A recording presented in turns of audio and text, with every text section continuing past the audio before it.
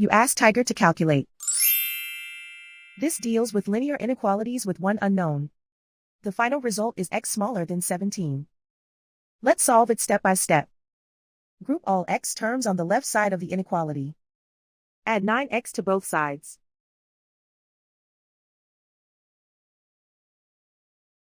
Group like terms.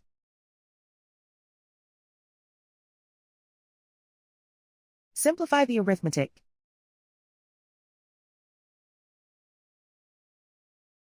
Group like terms.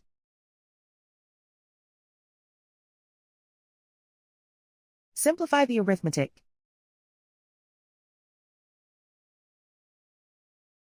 Group all constants on the right side of the inequality. Add 10 to both sides.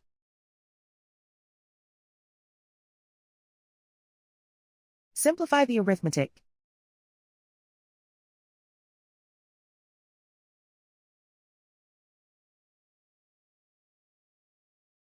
Plot the solution on a coordinate grid. And so the final result is x smaller than 17.